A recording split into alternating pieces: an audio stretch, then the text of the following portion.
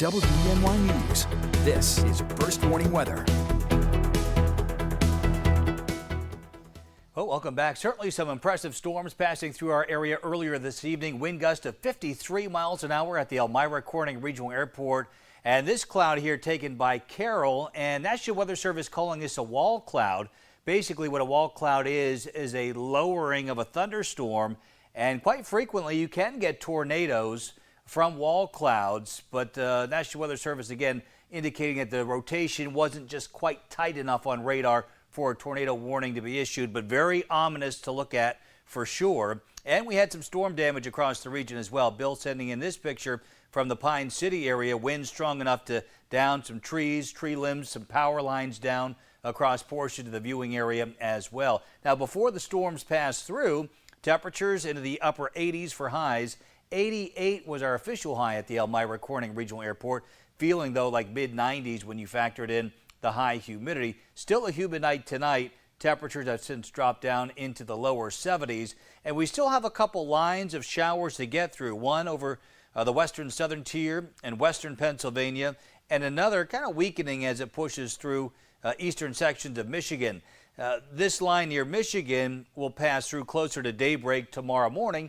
Once that occurs, we'll be looking at some drier weather for much of our Saturday. But through the course of the overnight period, again, we're going to be in and out of some showers, perhaps some thunder and lightning as well. And you can see some of these heavier showers just off to our west right now. Not nearly as strong as the storm that came through earlier this evening. A couple lighter showers through Steuben County right now. So still a bit on the unsettled side. Late tonight, our future track is showing the potential for some thunderstorms overnight and even closer to daybreak tomorrow morning. This looks to be the back edge, though, of any steadier rains, and most of Saturday will be on the dry side. Mix of sun and clouds, temperatures well up into the 80s.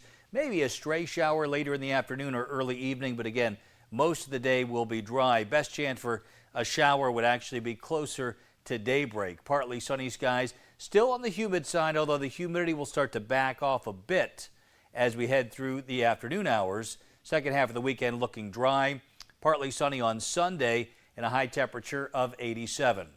Now on to Tropical Storm Beryl, and it's weakened down to 60-mile-an-hour sustained winds.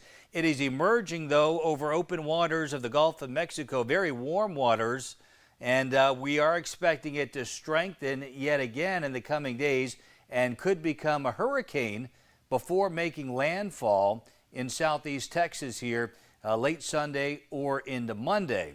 Now, the expected track takes a Category 1 hurricane onshore just to the west of Houston, and with landfalling tropical systems, the worst of the weather is on the right side of where it makes landfall. That's where you have the highest storm surge.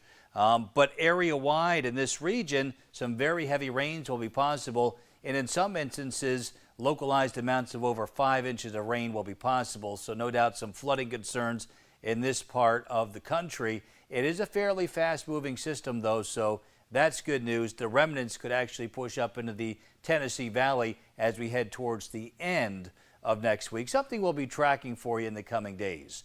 90 is what we forecast for a high today. Our official high temperature came in at 88.